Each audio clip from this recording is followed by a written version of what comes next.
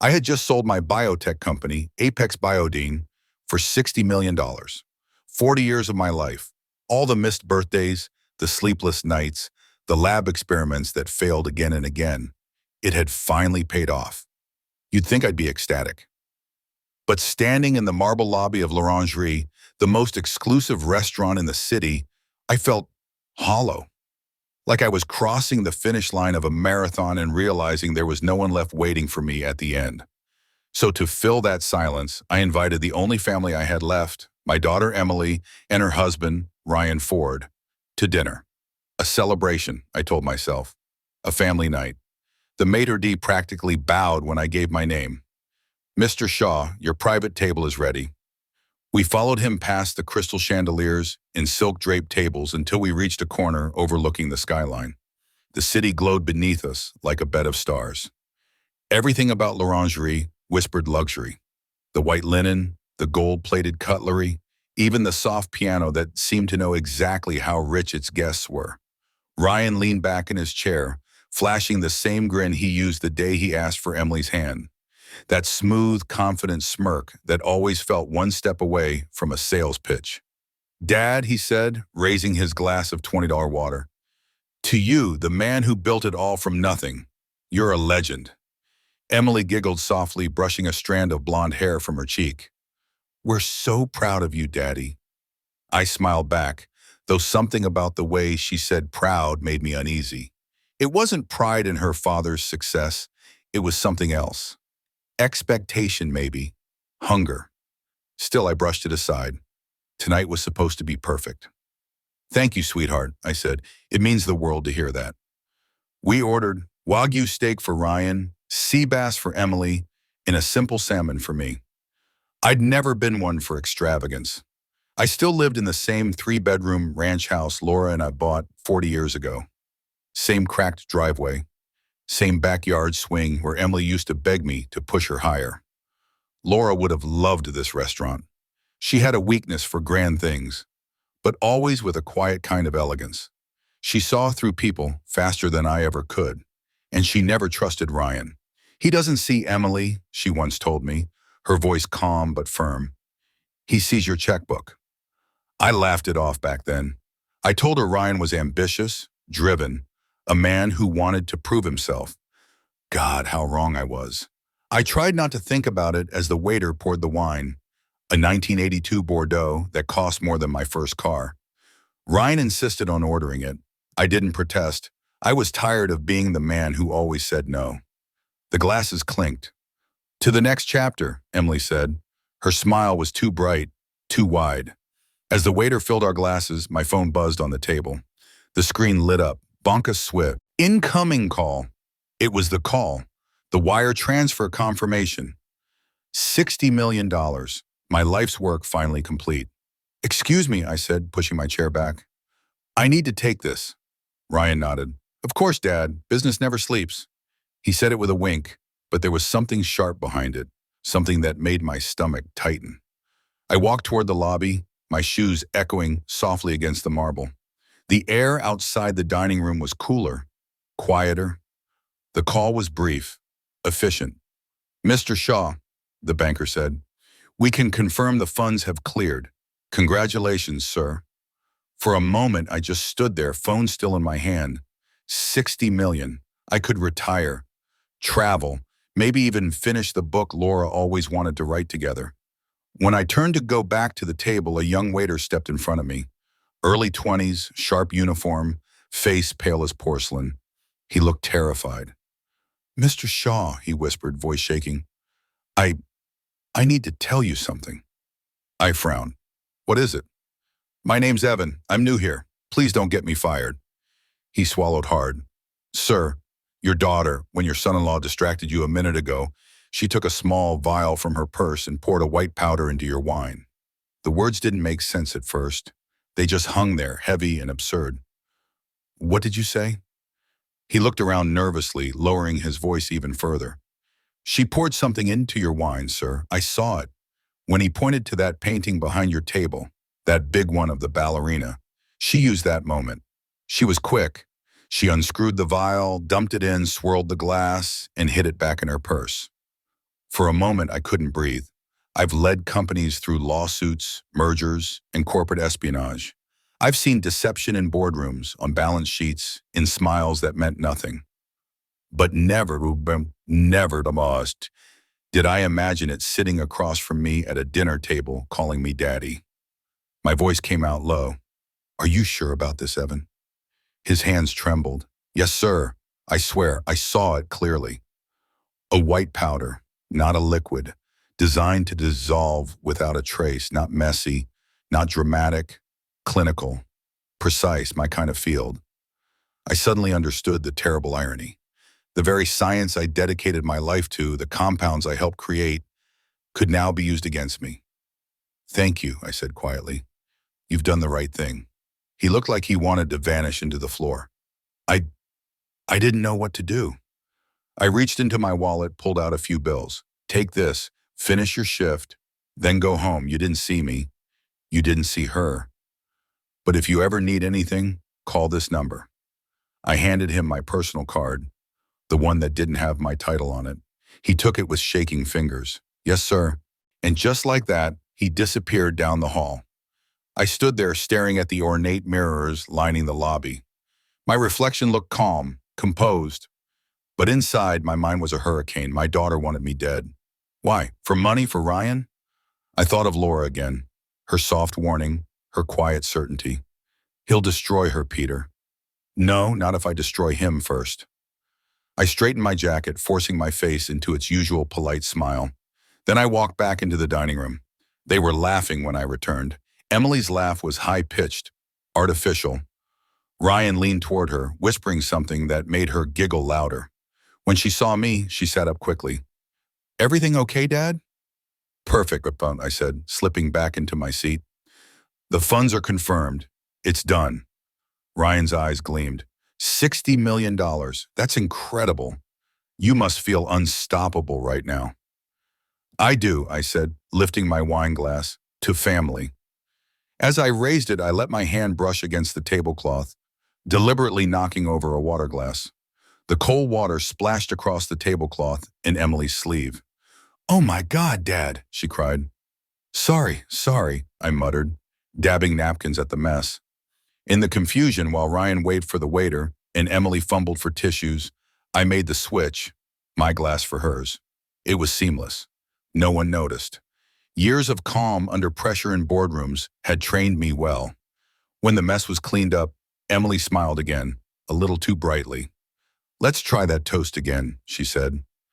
We raised our glasses. To the future, Ryan said. To family, I repeated softly. We drank. For the next 15 minutes, I listened. They talked about vacations, investments, a joint project Ryan wanted to pitch me.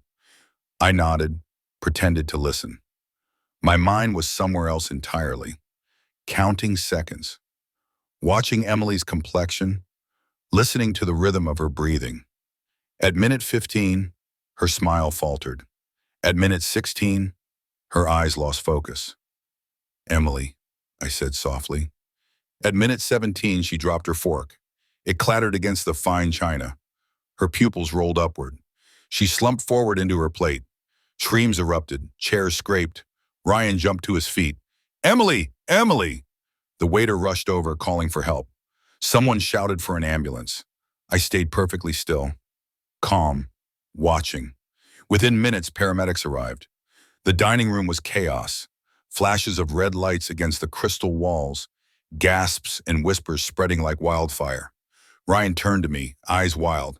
What happened? What did you do? I met his gaze, and for the first time in years, I didn't see my son-in-law. I saw a predator caught in his own trap. What did you do, Ryan? I said quietly. He froze. They carried her out on a stretcher. I didn't follow. I just sat there staring at the empty glass she had taken from my hand. The glass that should have been mine. The one that was meant to end my life. That night, as I walked out of Laurangerie, I passed Evan again near the exit. He didn't look at me, didn't speak, just nodded once. A small, terrified acknowledgement that he'd seen everything. I slipped him another card and whispered, "You just saved a life tonight." Outside, the city lights blurred against the dark sky.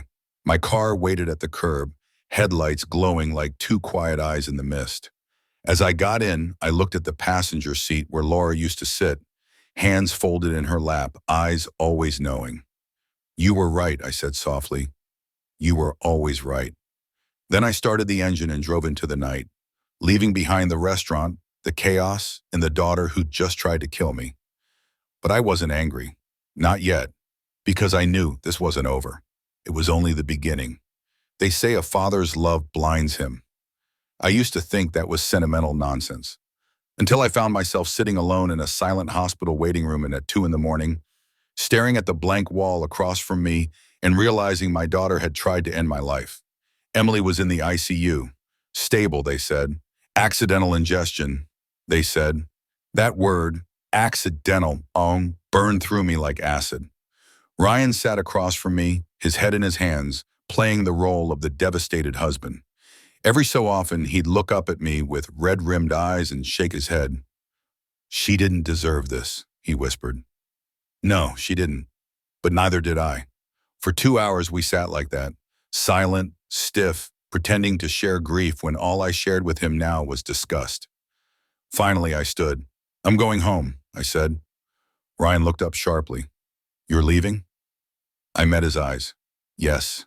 There's nothing more I can do here tonight." His face twisted. "You're unbelievable." Maybe I was, or maybe I just finally saw the truth. When I stepped outside, the cool air hit me like a slap. The parking lot was half empty, the sodium lights humming faintly. I stood there for a moment, the hum echoing the noise in my head. I should have seen it coming.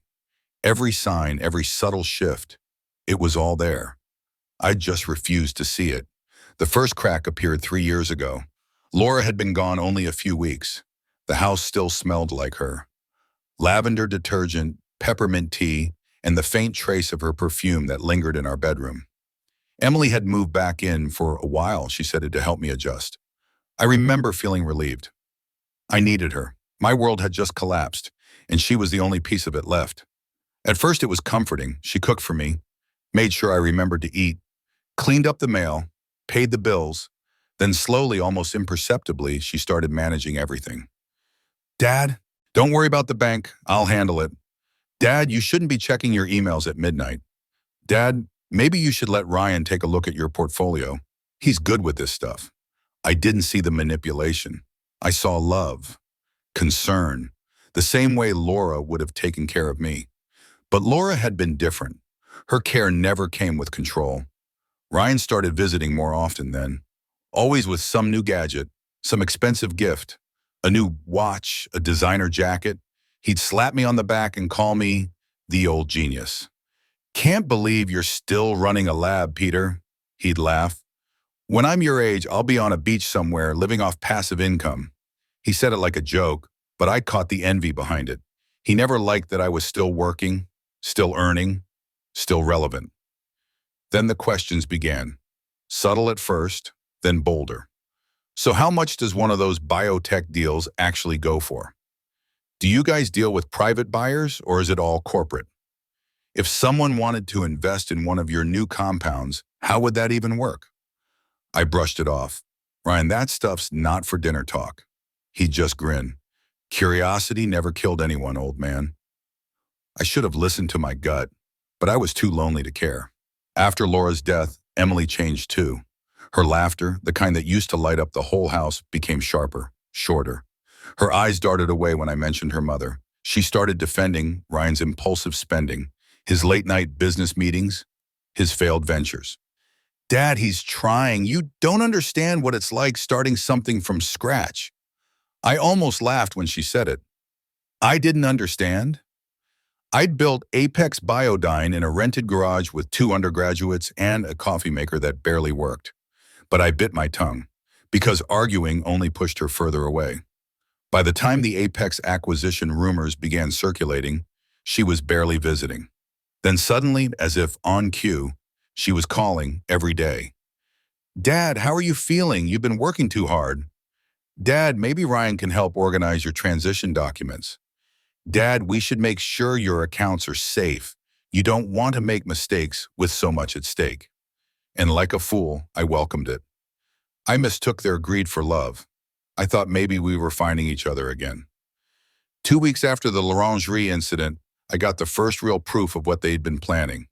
It came in a brown envelope, slipped under my door. No return address, just my name, typed neatly on the front. Inside was a printed email chain, Ryan's name at the top. The subject line read, Phase 3 Timeline. I scanned the messages, my heart pounding faster with every line.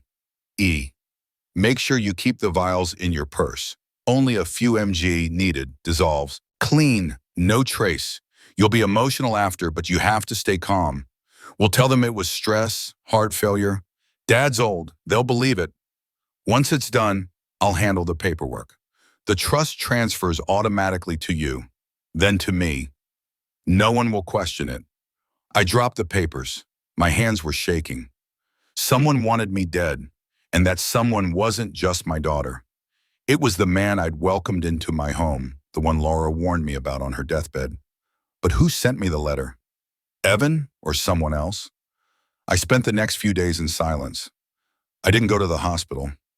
I didn't answer Ryan's calls. I just sat at my kitchen table, staring at the framed photo of Laura holding baby Emily in the backyard swing. She'd been so small. She used to grab my finger with her whole hand.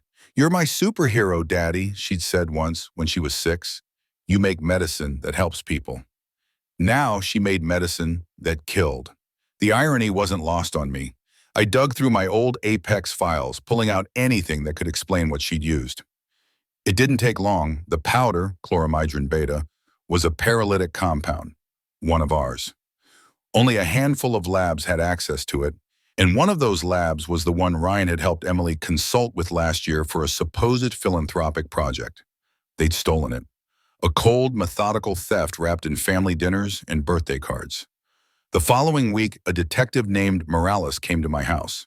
He was polite, professional. A few questions about the restaurant, the sequence of events, my daughter's health. "She's still recovering," he said. "We're testing the wine residue now. Preliminary results show something foreign. We'll keep you updated." I nodded, careful not to show my hand. Ryan had already been at the station that morning. I could tell from the detective's tone. He was trying to play both sides, the concerned husband and the grieving son-in-law. Morales hesitated before leaving. "Mr. Shaw, sometimes the people closest to us surprise us. Be careful." That was the moment I realized the police suspected something too. That night, I went into my study and opened the old safe behind my desk. Inside were 2 things I hadn't touched since Laura's funeral: our joint will and the envelope she'd written for me before she died. Her handwriting stopped me cold, looped, delicate, familiar. For Peter. When you don't know who to trust. I opened it with trembling hands. Inside was a single line, written in her careful script. "Trust the one who risks something to warn you."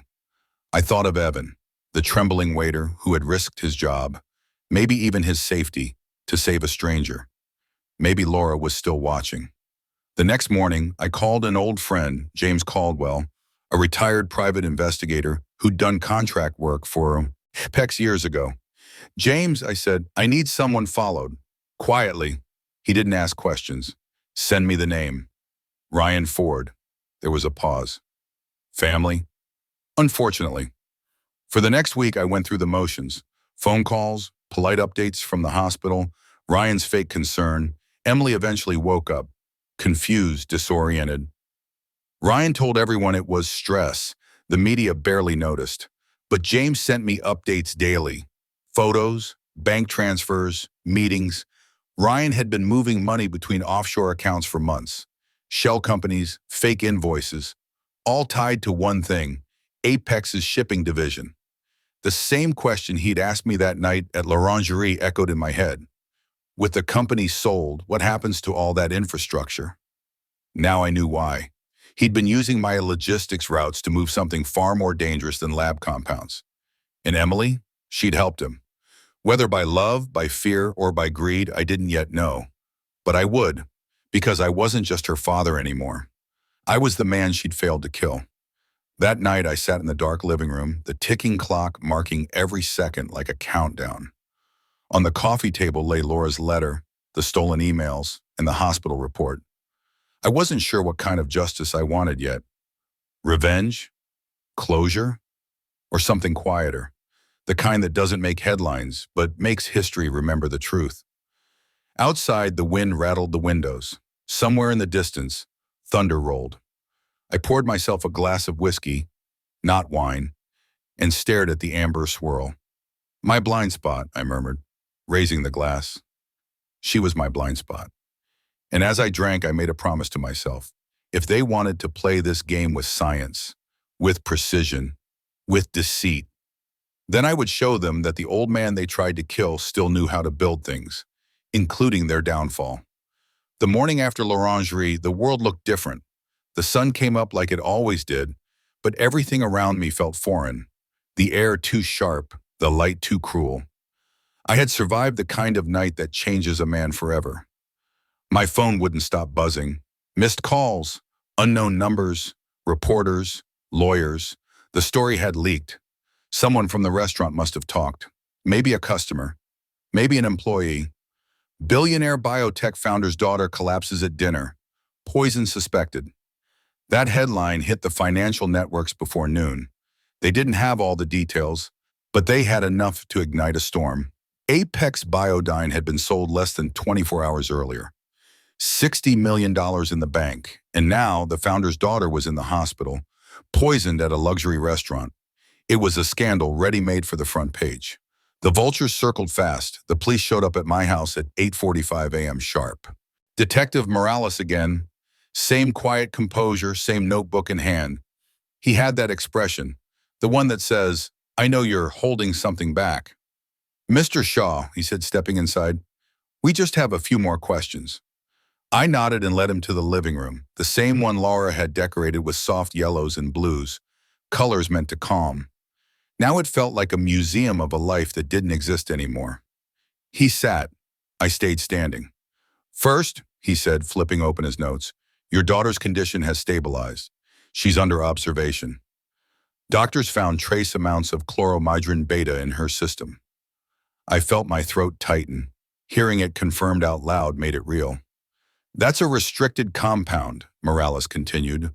"One produced by Apex Biodine, correct?" "Yes," I said evenly, "but it's not something she would have had access to. It's tightly controlled." He nodded slowly, scribbling something down. "That's what we thought, but we also found traces of the compound in the bottle of wine you were drinking." I stayed silent. He looked up. "That's what's confusing, Mr. Shaw. Why would there be a restricted biotech compound in a bottle of vintage Bordeaux at one of the most secure restaurants in the city?" I met his gaze. "You tell me, detective." His pen hovered over the paper for a beat too long. "You have enemies, Mr. Shaw?" I almost laughed. Every man with $60 million and a legacy does. The question is which one wanted me dead badly enough to use my own science to do it. He studied me for a moment. "If there's anything you're not telling me, now would be the time." I thought of Evan, the terrified waiter who risked everything to save me. I thought of Laura's note. "Trust the one who risks something to warn you." "No, not yet." "Detective," I said quietly, "when I know something, you'll be the first to hear it." He sighed, closed his notebook, and stood. "Fair enough, we will be in touch." As he left, I noticed his eyes flick briefly to the framed family photo on the mantel. Laura, Emily, and me, smiling under the oak tree behind our old house. The look in his eyes wasn't pity, it was recognition. The look of a man who knew what betrayal looked like up close. By noon, my front lawn looked like a press conference. Cameras, microphones, flashing lights. "Mr. Shaw, is it true your daughter poisoned you? Did Apex Biodine's research play a role in the incident? Are you pressing charges?" I said nothing, just pushed through them and drove away in my old sedan. Funny thing about money, the more you have, the less people believe you're a victim. I drove aimlessly for an hour before ending up in front of the one place I hadn't been since Laura's funeral. The cemetery. Her stone was simple. She'd wanted it that way, Laura Shaw. Beloved wife, mother in the heart of our home. The autumn wind carried the scent of wet leaves. I stood there staring down at her name and whispered, "You told me he'd ruin her." I didn't listen. The silence that followed was the kind that hurts. That evening, James Caldwell called. "I've got something," he said. His voice was gravel, the kind that had heard too many lies. Your son-in-law's been busy. He sent me a folder. Inside were photos and transaction reports. Ryan had been visiting a private storage facility in the industrial district 3 times a week for months. The place was listed under a shell company tied to his name, Ford Global Imports, LLC. And inside those storage units, climate-controlled containers, the same model used by Apex Biodine to transport high-sensitivity materials. James included a time-stamped image, Ryan unloading a small crate with Apex's logo partially scratched off. My chest tightened. He's selling biotech compounds, I said. Looks that way, James replied. Probably to offshore buyers, black market. There's more. The payments are being funneled through crypto wallets. He's been moving millions, and it all lines up with Apex's shipping schedules. My stomach turned cold. So that's why he'd asked me that strange question at Laurangerie. What happens to all that infrastructure, Dad? He was never curious. He was planning, and Emily had been helping him. Whether willingly or not, I still didn't know. That night, I didn't sleep. I sat in my study, lights off, watching the city through the window. The distant skyline looked like a constellation of lies, glittering deceptive. My phone buzzed again, a message from an unknown number. Evan, sir, I don't know if I should text you, but they came to the restaurant, 2 men. They asked about me. The manager told them I'd called in sick. I'm scared. My pulse spiked. I typed quickly. Stay home. Don't talk to anyone. I'll handle this. He replied. They said your name. One of them was the guy from the hospital. The one with your daughter. Ryan. Of course.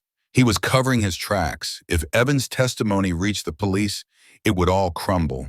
I thought of that terrified kid, risking his job to save me, now being hunted because he'd told the truth.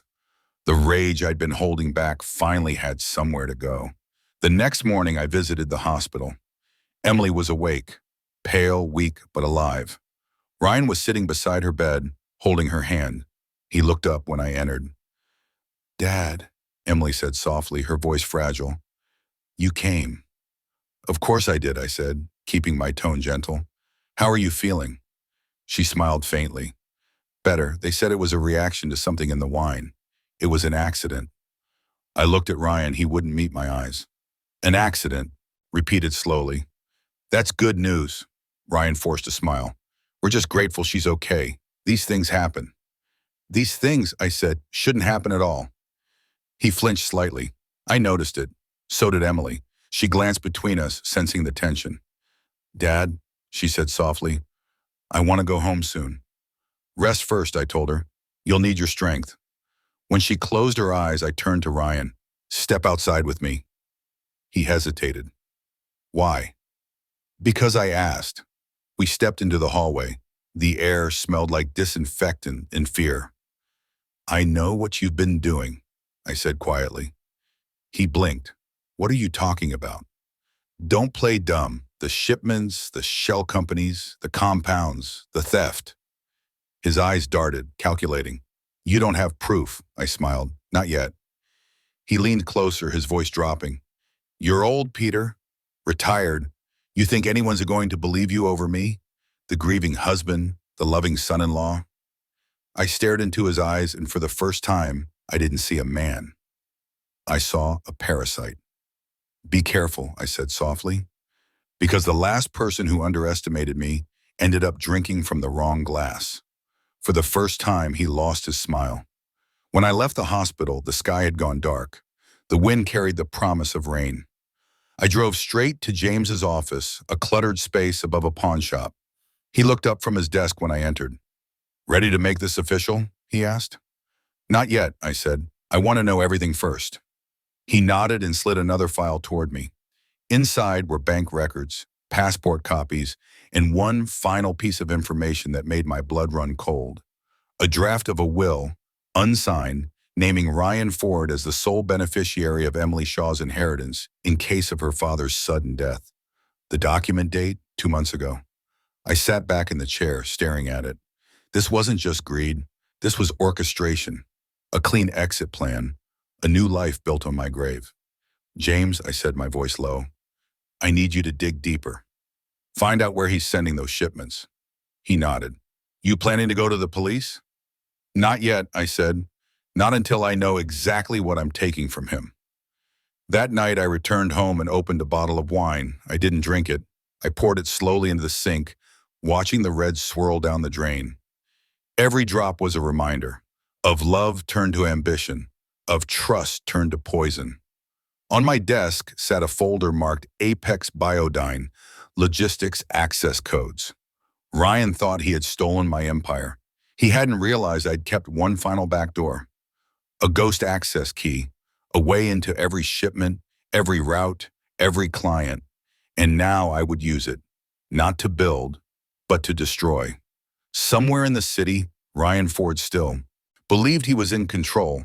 He still thought the old man he'd tried to poison would quietly fade away. But I'd spent 40 years designing systems that couldn't be broken, and 40 years learning how to dismantle them when they were. He wanted a war. He just declared it. Revenge doesn't begin with rage. It begins with silence. The kind of silence that fills a house when every clock ticks too loud and every shadow looks like the ghost of what you have lost. For 3 nights after that confrontation at the hospital, I barely slept. I sat in my office surrounded by documents, Apex shipping manifests, export certificates, employee logs. Every number told a story, and every story pointed back to one man, Ryan Ford, the man who'd married my daughter, the man I'd once toasted at my wife's funeral for being there for her when I couldn't be. Now I saw him for what he was, a patient thief. And patience, I decided, was something I could match. James Caldwell, my private investigator, had sent me a USB drive that morning. I stared at it for hours before plugging it in. It contained 2 folders, one labeled accounts, the other video evidence. I opened accounts first. Inside were bank statements from 7 different institutions, Switzerland, Singapore, Dubai, and the Cayman Islands, each traced through shell corporations. Ford Global Imports, Ravenhold Logistics, Shawridge Holdings. That last one made my blood freeze. He'd named one of his fake companies after my family's name. A cruel, mocking touch. I clicked open the spreadsheets, transaction after transaction. Millions flowing in through encrypted routes converted into crypto, then withdrawn through foreign intermediaries. He wasn't just stealing, he was laundering. The deposits lined up perfectly with dates when Apex Biodine had lost small batches of restricted materials, each classified as temperature spoilage, shipment error, or lab disposal. I'd signed off on most of those losses myself, trusting the reports my operations director provided. That director, I remembered suddenly, had been a man named Marcus Dean, a man hired 2 years ago, a man recommended to me by Ryan. My stomach tightened. I picked up my phone.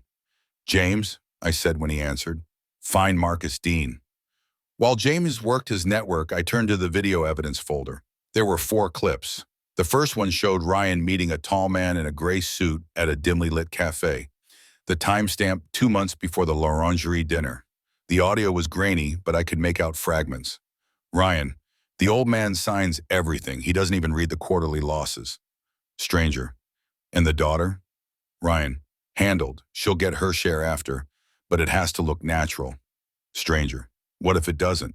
Ryan laughs. Then it'll look tragic. I paused the video there. My hands shook, not from anger, but from clarity.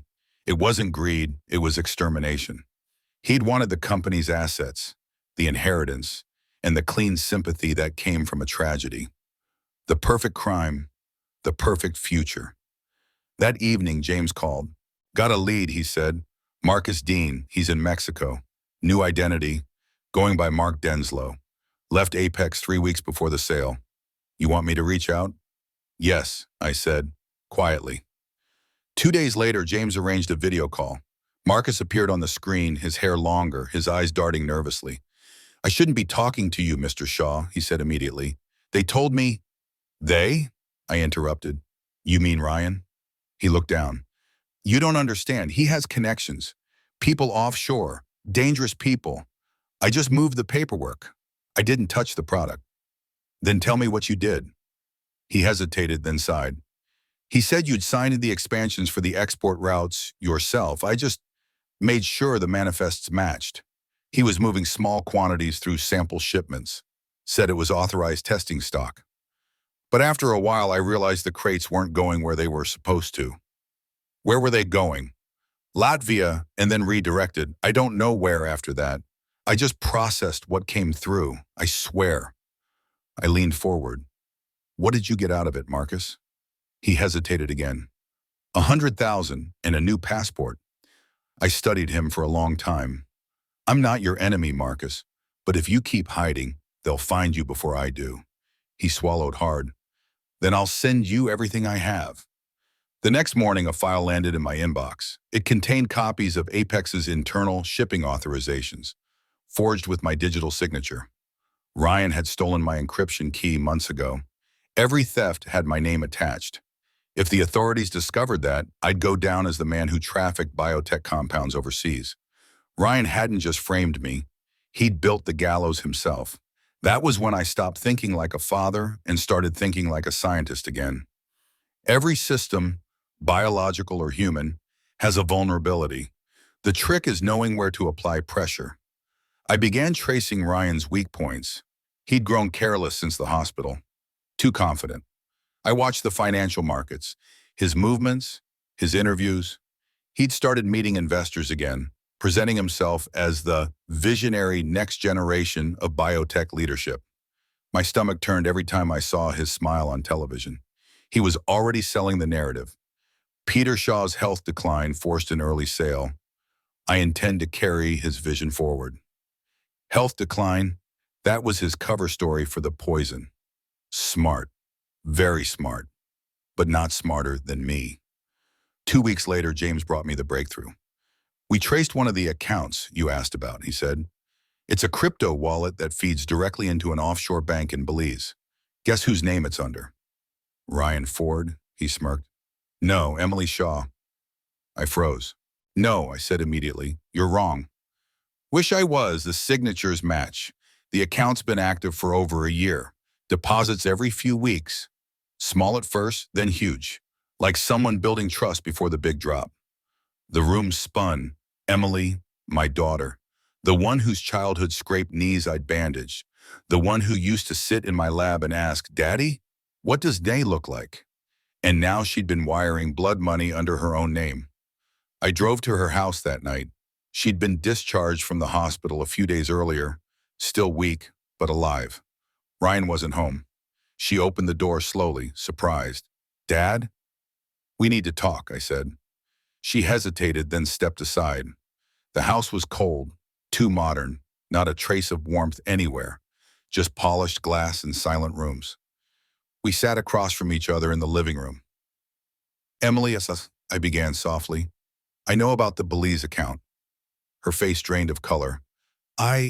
She started, then stopped. Dad, it's not what you think. Then tell me what it is.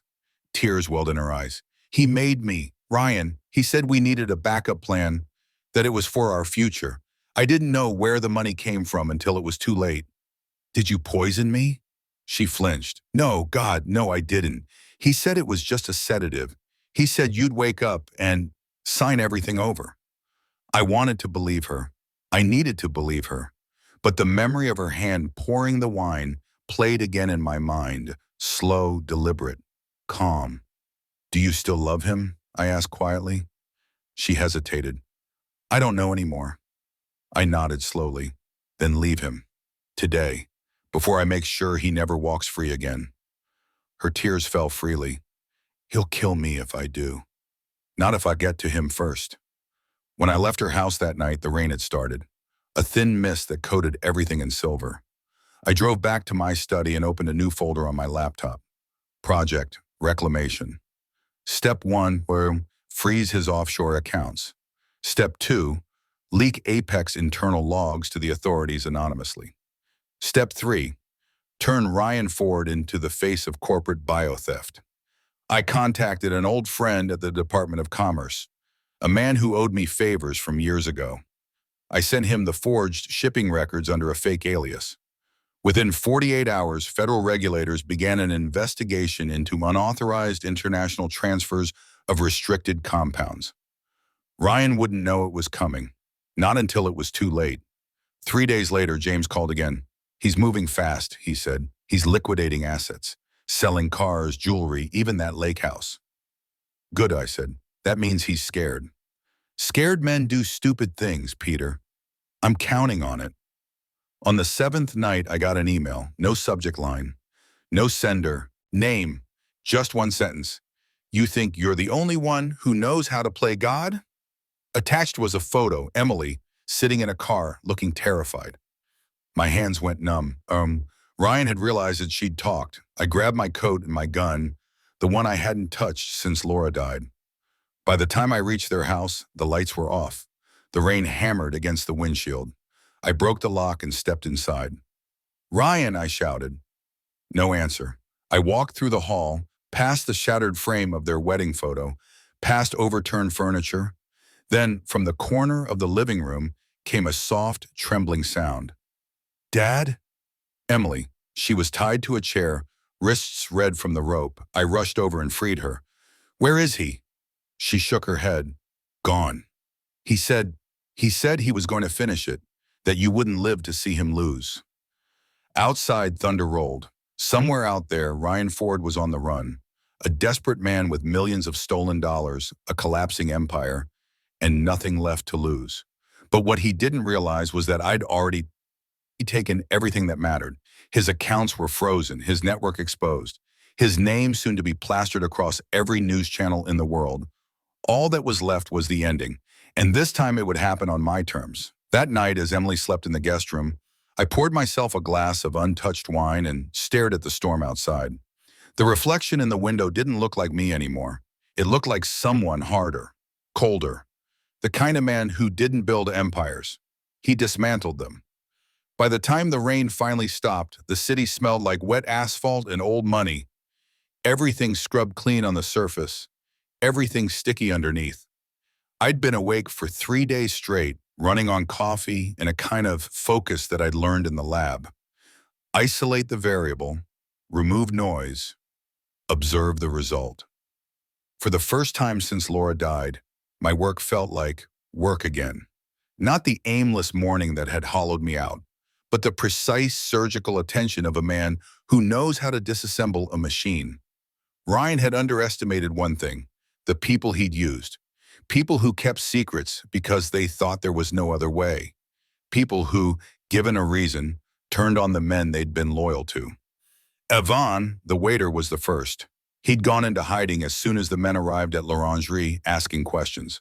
I had him put up in a safe house near the river, with James checking in on him daily. The fear in his eyes the night he told me what he'd seen had never left. He'd risked everything to tell the truth, and that made him as much a part of the solution as he'd been a part of the problem. Mark Denslow, became the second. James's leverage on a few old colleagues in Mexico coaxed him back from the shadows. He handed over the last of the shipping logs, the forged authorizations, the bank routing numbers that matched the ones James had already tracked. He slept badly for a week afterward. I paid for his passage to a different continent where he could be small and safe. He deserved that much. With their cooperation and with the federal complaints, I'd slipped to the Department of Commerce and a certain assistant U.S. attorney who owed me one kindness from an earlier regulatory tango. The net closed faster than I expected. Wire freezes, emergency subpoenas, asset seizures. The bureaucratic machinery is slow only if you let it be. I didn't, but legal snares weren't enough. Ryan was clever in the way small-time criminals are clever, frenzied, adaptable, and with an appetite for risk that outstripped his sense of survival. When he realized the offshore accounts were locked down and the shipments were flagged, he vanished. He left behind a mess, cars sold at suspiciously low prices, jewelry pawned, a lake house cold and emptied.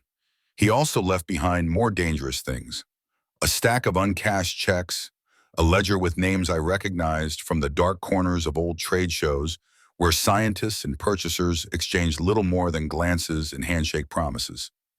People who would pay for a certain kind of compound in secrecy, People who'd rather keep their transactions off the books and their consciences quieter and smaller. That ledger became my map.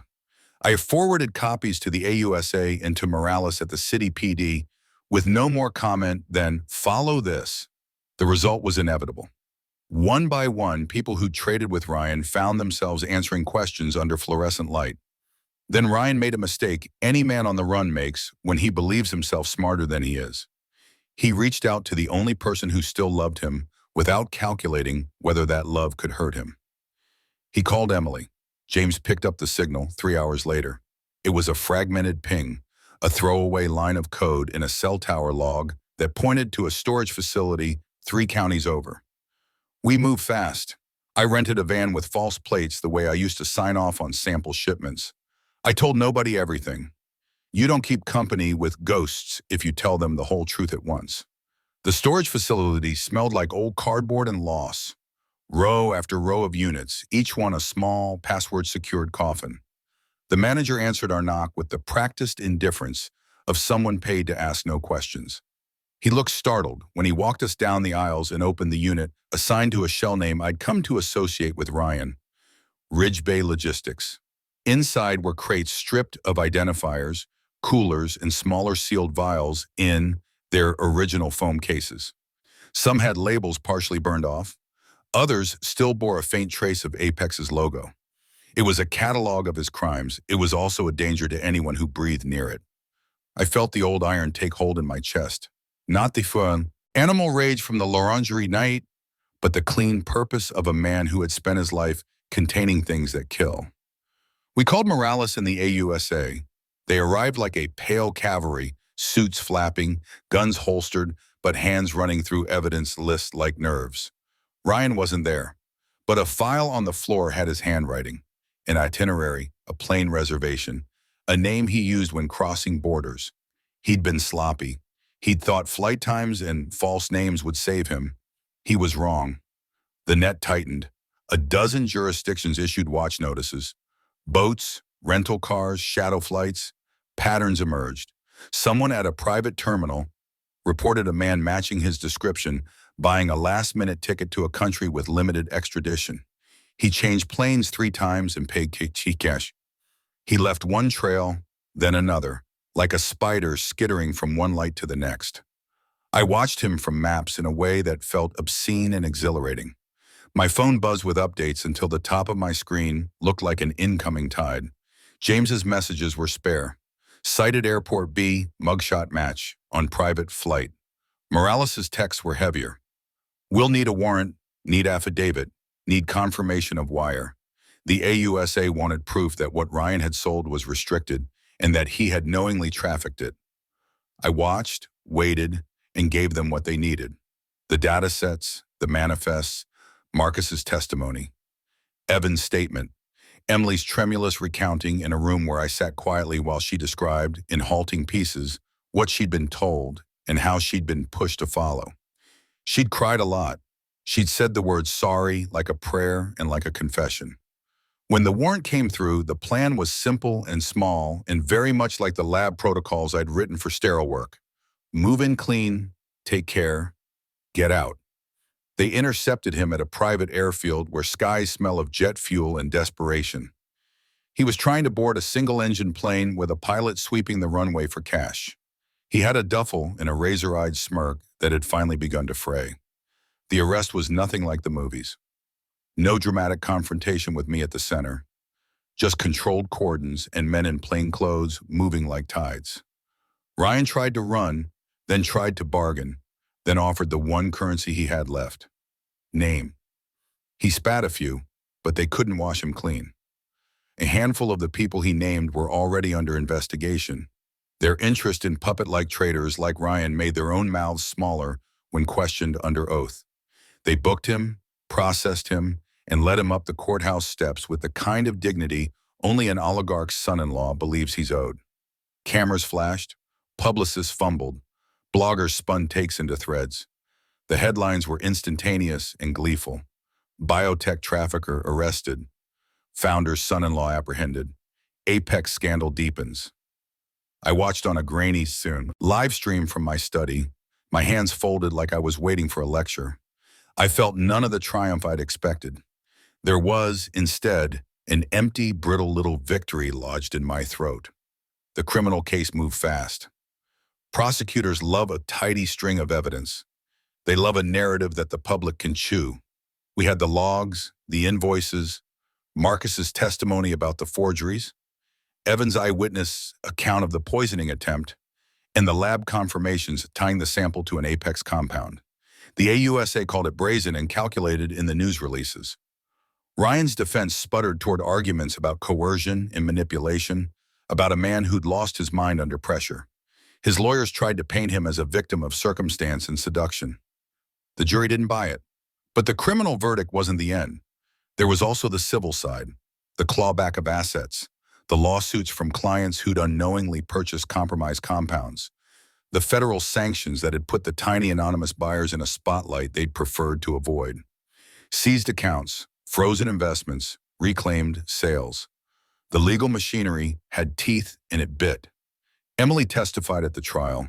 She spoke in a quieter voice than when she'd once screamed at me for not understanding her. She'd explained, halting and honest, how she'd been swept by a man who'd told her their future depended on his actions. She looked small on the stand and bigger in a way I hadn't expected. You can survive a thing like that and become smaller, or you can survive and become new. She was new. When the jury returned, they found Ryan guilty on several counts: trafficking, restricted compounds, conspiracy, and attempted murder. The sentence, years behind iron, was a measure of a man's betrayal. It would not bring back the nights my marriage had warmth. It would not stitch up the invisible scar between father and daughter. But it gave the law its due and gave me an instrument with which to measure fairness. After the verdict, the papers wanted quotes. The networks wanted solemnity. I declined interviews. I let James talk once to steer the narrative away from me and toward the institutions that had failed to protect those materials. I wanted the conversation to be about safety, about the safeguards we'd all failed to enforce. I wanted, most of all, for my name to mean something other than a headline. The months that followed were ugly with paperwork. I spent more time than I'd imagined testifying in hearings, drafting new protocols for secure transfers, and meeting with regulators to build a safety net that could prevent another man from using science as a ledger for crime. I set up a foundation, not publicized in flashy press releases, that funded security audits for small biotech companies and scholarships for workers like Evan, who'd risked everything to say the truth. Emily left Ryan's house and never went back. She moved into a small apartment with windows that let in honest light. She started volunteering with a local nonprofit that taught coding and laboratory safety to underprivileged youth. She wrote letters I didn't always answer right away because the ache of her betrayal was a slow thing, but she kept writing, and that mattered. We never had the catharsis people expect from stories. There was no cinematic reconciliation, no tear-streaked forgiveness on a rain-slicked porch. Instead, there were small things. A coffee shared between us at a diner where the coffee is burned and the waffles are too sweet. A hand on a shoulder in a hospital corridor. An explanation that felt like a bridge instead of a sword. There were consequences, too. I'd splashed some lines in the water that dragged more than just Ryan to the surface. Some of the men implicated lost their careers. Others lost their freedom. The headlines had an appetite, and it was fed. I felt the ethics of that choice like a soreness in a muscle I'd used long ago, but I had a different kind of accountability now, to the science I'd spent my life building. One afternoon, months after the trial, I visited Laura's grave. The sky was a flat winter gray, but the stone was clean. I laid down a small bouquet that wasn't fancy. Daisies, because she liked things that were honest and simple. "I told you I'd fix it," I said, and the words felt like an experiment finally reaching its conclusion. "I promised I'd take care of what you left me. I didn't always do it right. I failed often, but I did the work." When I left the cemetery, I stopped by a tiny cafe where Evan now worked. Not as a waiter, but in a job I'd found him through a contact. Night shift inventory manager at a medical supply company that paid by the hour and didn't ask questions about past mistakes. He waved when he saw me, and his smile was still a little tentative. I sat, and the conversation was simple. Small talk about shifts, about the company's new safety training he'd attended, about how close the city looked from the cafe window. People change, he said once, stirring his tea. Sometimes, I replied. Sometimes they wake up. He looked at me for a long moment. Thank you, Mr. Shaw, he said, for, for believing me. I dipped my head. Thank you for speaking up. For a long time after the trial, there were nights when I would wake up and listen for the sound of glass being poured, that small clink that had once meant the end. It never came. The fear ebbed, replaced by a quieter watchfulness. The vigilance of a man who knew the world would always be a mixture of good and bad chemical bonds, of love and calculation, of people who would surprise him by risking everything on to tell the truth. The Apex sale settled into memory, a bright spike on a long timeline. The money did what money does. It made things possible, uncomfortable, necessary. I set aside more than I spent. I funded audits. I wrote checks that could prevent a vial from being smuggled in a satin-lined case. And at night, every so often, I would sit in the living room that Laura had loved, the lamp low, a glass of whiskey at my hand, and I would tell myself the story, the whole thing, from the garage in Palo Alto to the courtroom steps. I told it without the static of rush and pride, just the raw facts of a man who had been betrayed and learned to stand again. I don't know if Emily and I will ever stitch perfect seams. Maybe some things are only mended in threads of time. But I know this. I survived what they meant for me. I turned their precision into evidence of their cruelty and made a case out of it. I did not become a monster to catch a monster. I became a man who refused to be outwitted at his own table. On the night Ryan was sentenced, I sat alone in my kitchen and poured a glass of wine I refused to drink fully. I swirled it and watched the light catch the surface and thought of the hands that had placed the vial, the waiter who had noticed, the daughter who'd been led astray. I thought of Laura, whose quiet voice had been right about him all along. I raised the glass, not to family or fortune, but to something smaller and truer. To seeing clearly, I said, and I drank.